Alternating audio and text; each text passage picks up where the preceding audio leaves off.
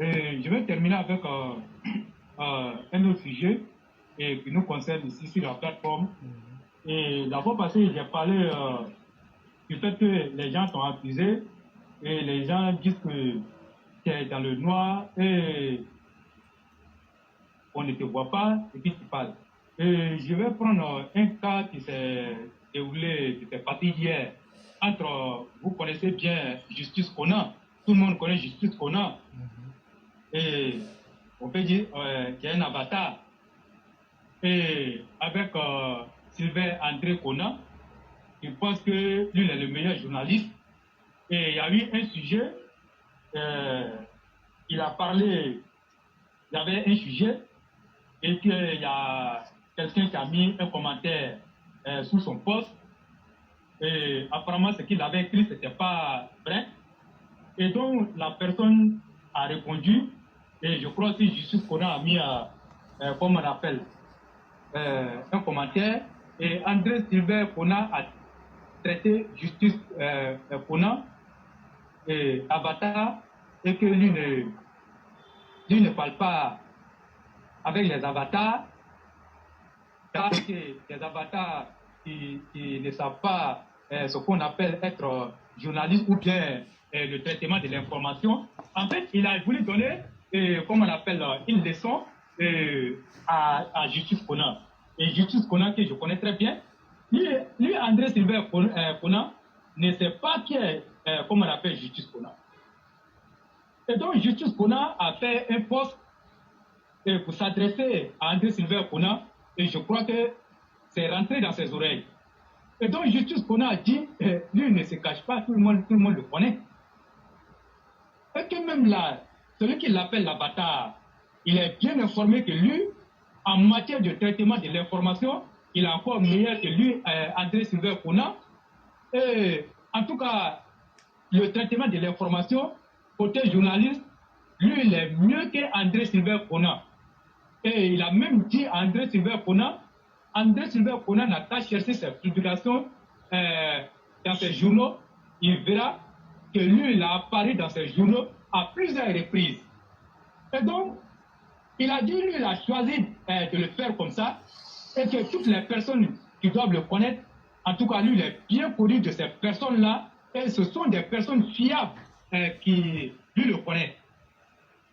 Et donc, quand moi j'ai vu ça éclairer, c'est là j'ai dit, les gens s'attaquent à des choses pour rien.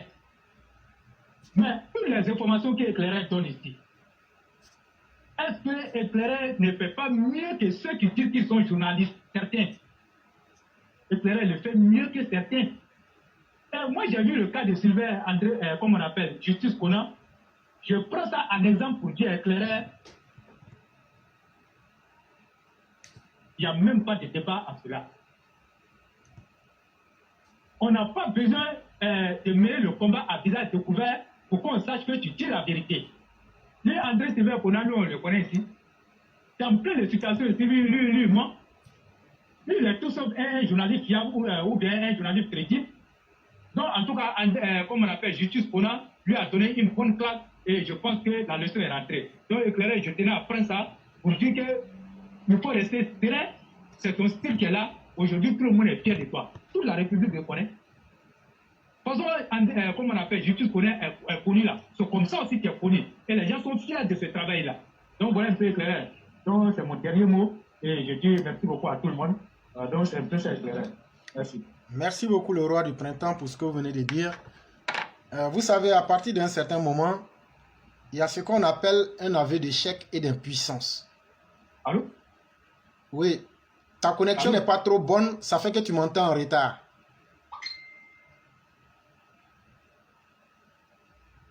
Ok.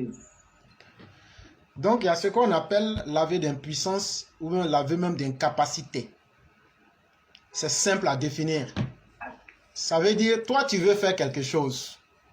Il y a 3 types de personnes auxquelles tu auras affaire. Il y a ceux qui veulent faire comme toi, qui vont donc vouloir te dénigrer ou même s'opposer à toi. Il y a ceux qui veulent faire le contraire de ce que tu veux faire. Ces personnes vont s'opposer à toi en tant qu'adversaire. Et il y a des gens, pour la grande majorité, qui ne veulent rien faire, qui ne peuvent rien faire, mais qui savent parler.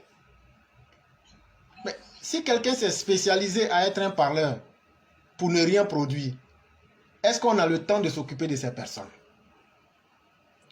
Là où on attend chacun de nous, c'est que moi j'ai dit, quand moi j'ai dit quelque chose, qui que tu sois, ça va te remuer. Parce que ce soit religieusement, philosophiquement, intellectuellement, les domaines que dont j'ai un peu de connaissance, quand je les évoque, tu sauras que je ne me limite pas aux premiers aspects. Et ça, au moins, cette plateforme a ce mérite-là. Et c'est important. Et quand je ne connais pas, là, je n'attends pas demain pour venir dire je ne connais pas. Je dis en face, je ne connais pas. Mais une chose est évidente, on a toujours dit, et on continuera de le dire ici, ça va faire pratiquement 2 ans que nous sommes là. On a toujours dit, si nous avons dit quelque chose qui n'est pas vrai, mettez-le à la face du monde. Mais pourtant, nous ne sommes pas une exception. Nos travaux sont là. À partir du moment où c'est publié là, nous, on n'a même plus le droit dessus, puisqu'on peut télécharger. Donc, à chacun de prendre, d'analyser. Et donc, la vérité n'a pas besoin de muscles. La vérité n'a pas besoin du verbe pour trop parler. Une fois qu'elle s'expose, c'est l'effet du travail que nous faisons là qui les dépasse. En réalité, c'est des gens qui n'en valent pas la peine, qui n'ont aucune intelligence de ce qu'elles font, mais qui auraient souhaité voir que le monde soit statique pour qu'elles soient heureuses. Mais non, il y a des gens beaucoup plus intelligents et il y a des gens beaucoup plus structurés, comme la classe éclaireur pro vérité, et nous ne pouvons pas faire la promotion de la médiocrité. Et c'est pourquoi souffrons que nous soyons critiqués. Comme tu l'as dit la dernière fois, Dieu même là, on ne le voit pas. Ceux qui ont écrit la Bible, nous ne les avons pas vus avant de croire à l'évangile, encore moins au Coran. Et il y a beaucoup de choses qu'on ne voit pas. L'homme même là, toi-même ton esprit là, quand tu dis moi là, ton moi là, c'est divisé en combien de parties? Quand tu dis moi, ton moi là, il y a combien de parties? Il y a ce que toi tu vois avec tes yeux, c'est-à-dire ton corps physique, le corps mécanique. Mais quand tu dis moi, il y a ce que tu penses de toi-même. Et quand tu dis moi, il y a ton âme. Ou bien si tu veux, on peut, dans cette circonstance, on peut mettre les deux ensemble. Donc maintenant là, c'est qui est moi? Donc un être humain même là, il y a toujours des dimensions non visibles de chacun d'entre nous que nous-mêmes là, on ne connaît pas. Maintenant, ce qu'on vous demande simplement, ce que Éclaireur Pro Vérité a dit ou ce qui a été dit sur sa plateforme, une fois qu'il y a un mensonge, ça devient votre responsabilité de l'interpeller de quelque manière que ce soit. Mais ça va faire pratiquement 2 ans. On n'a pas encore trouvé garçon pour venir nous montrer, là, vous avez menti. On peut se tromper. Comme tout être humain, on peut se tromper. Et quand nous-mêmes nous trompons, on vient ici corriger le tir. Mais délibérément être dans le mensonge et persister dans le faux, tel ne sera jamais notre leitmotiv et telle ne sera jamais la conduite que nous suivrons. Parce que nous avons du respect pour ceux qui prennent le temps pour nous suivre. Nous avons de la considération. Quand j'imagine nos mères, ce que beaucoup ne savent pas, ce n'est pas une plateforme qui est faite pour les jeunes gens. Mais si tu es un jeune, que tu es dans cette plateforme-là, il faut savoir que ton expérience de vie, là, tu la multiplies, ton expérience de vie, tu la multiplies par 10. Pourquoi? Imagine-toi un jeune de 30 ans, 25 ans qui suit nos émissions. Mais tu vas être plus intelligent qu'un vieux de 70 ans. Parce qu'il y a plusieurs domaines de la connaissance. C'est abordé souvent par des spécialistes. Je suis et nous sommes la seule plateforme qui a invité autant de spécialistes. Je me souviens encore du spécialiste en terrorisme. Je me souviens encore de notre mère qui est une écrivaine. Je me souviens d'autant, de beaucoup. Même souvent, on a des débats avec Saïd Penda, un frère que j'aime beaucoup. Mais ça veut dire que la compétence et la capacité est là. Et donc, là où il y a capacité, l'incapacité va toujours parler de jalousie. Et nous, ça, ce n'est pas notre problème, ça ne nous intéresse pas. Maintenant, ceux qui veulent me voir, si vous avez déjà payé une bague de mariage, je l'ai toujours dit, je suis extrêmement au regret de vous dire que mon épouse est très belle, très charmante, très intelligente. Et j'ai déjà fini de construire ma vie. Et donc, je ne serai preneur d'aucune autre proposition. Mais en plus, je vis dans un pays où j'ai appris à connaître les règles et les lois. La polygamie n'est pas autorisée aux États-Unis. Si je me marie avec quelqu'un, je serai en train d'enfreindre les lois du pays qui me donne à manger. Or, moi, je gagne ma vie à la sueur de mon front, honnêtement. Et c'est pourquoi j'ai dit que la seule personne à qui je demande l'aide, c'est Dieu. Ça ne veut pas dire que je m'en fous des êtres humains, mais je ne m'attends pas à ce que les êtres humains soient là à la place de Dieu pour moi. Au lieu de dire aux gens, ayez pitié de moi, ou bien je vais courir derrière les gens, je ne le ferai jamais. Quand je peux lever la main, j'ai la santé, j'ai la possibilité de lutter, même si je dois travailler au salaire minimum, je préfère ça. Si des gens pensent qu'ils ont besoin de moi, que ce soit en Côte d'Ivoire, partout dans le monde, j'ai mes compétences, j'ai des capacités, c'est sur ces bases-là que je vais accepter. Ah, on a besoin de toi pour un travail temps. On a besoin de toi pour ça. Là, je peux venir travailler. Mais dire non, parce que je suis RHDP, je vais suivre des cadres, et puis maintenant courir derrière eux, et puis maintenant ils vont dire, bon voilà, 100 000, 200 000. Ma vie, si je fais ça, c'est que je me fous de ma propre personne. Je ne suis pas milliardaire, je ne suis même pas millionnaire. Mais grâce à Dieu, le salaire minimum à New York, ça fait 600 000 francs en Côte d'Ivoire. C'est un exemple que je vous prends. Et donc dans la vie là, ce que tu peux gagner par l'opportunité que Dieu te donne, c'est toujours mieux que ce que les gens vont te donner, parce que ce qu'ils vont te dire après là, tu ne sais pas. Tellement les gens sont dans une volonté de vouloir nous nuire. On a vu certains même venir dire ici qu'on a fait des choses pour voler leur argent. Mais à la lumière de la preuve, je n'ai jamais reçu l'argent physiquement. Puisque c'est par personne interposée et on a fait le compte ici. Tout était là, on a mis les reçus. Dans la vie, chacun sait ce qu'il veut. Et chacun sait de quoi il est capable. Et donc, chers frères, laisse ces gens-là parler. Le résultat de nos travaux sont là. Quand vous vous faites recevoir par la primature, quand vous vous faites recevoir dans les différents ministères, mais que les autres fassent autant. Parce que quand vous y êtes allé, vous n'êtes pas allé pour demander des miettes. Mais vous êtes allé, vous avez exposé les problèmes de la nation. Moi, c'est ce chemin-là que j'ai choisi.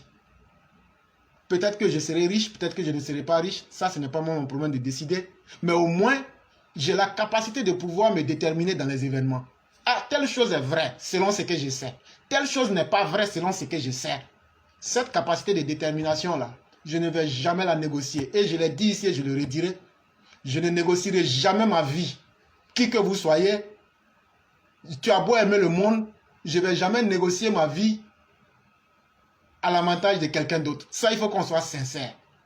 Deuxième chose, je ne vais jamais négocier ma dignité. Parce que qu'on le veuille ou pas, j'ai déjà femme et enfant.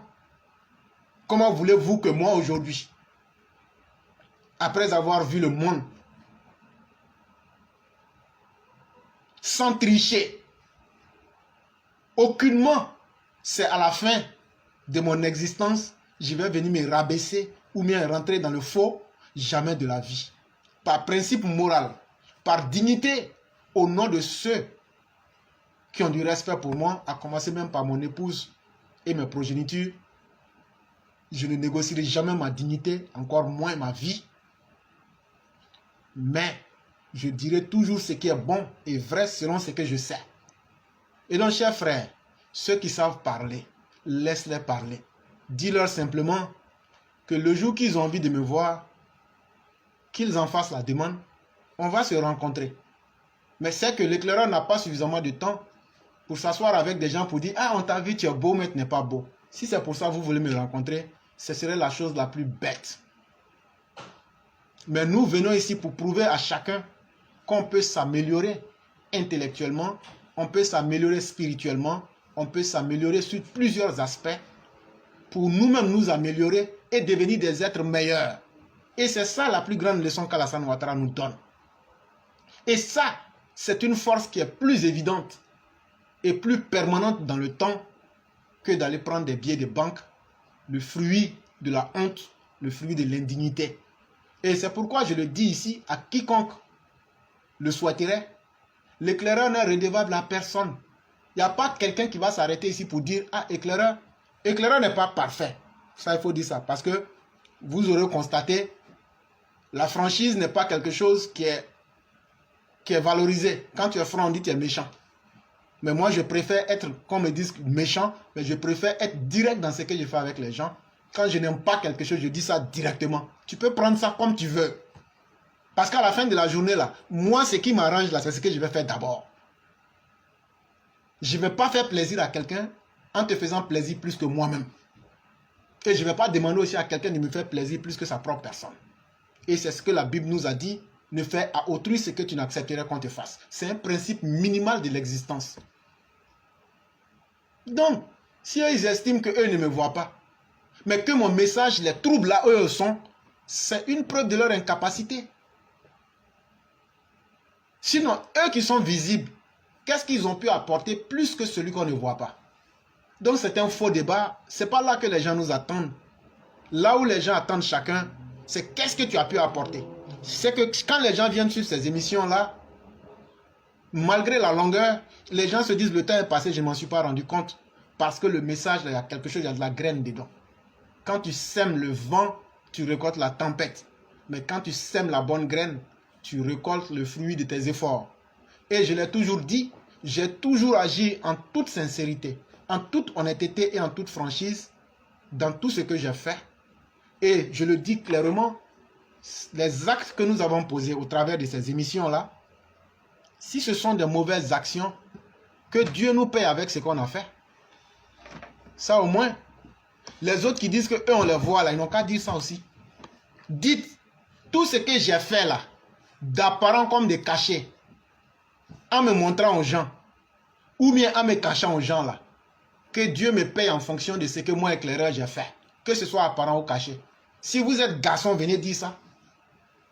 Des bandes de menteurs, d'indignes, de personnes sales moralement, physiquement, intellectuellement, des incapables, des déchets sociaux, des personnes perdues à jamais.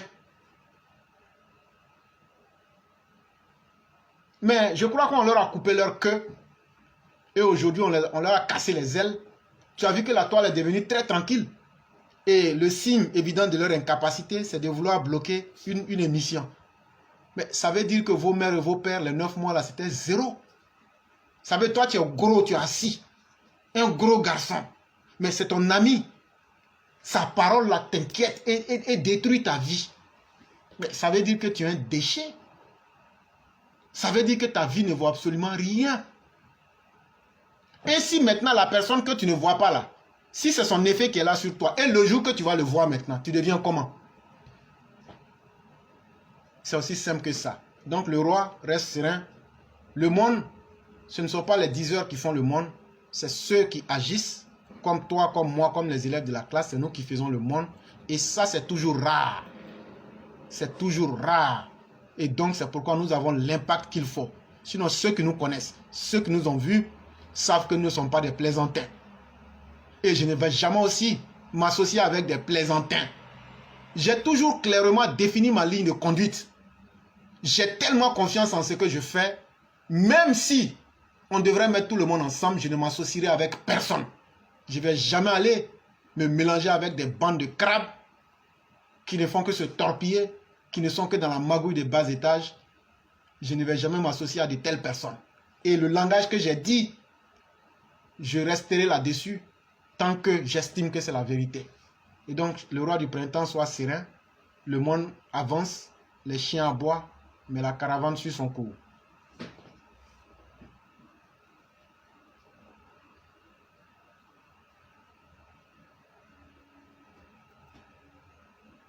Ok. Nous venons de perdre le roi, mais je crois que l'essentiel avait déjà été dit. Et il y a Sundiata aussi qui veut prendre la parole. Je crois qu'on va lui permettre cela, s'il est toujours là, et on va boucler l'émission.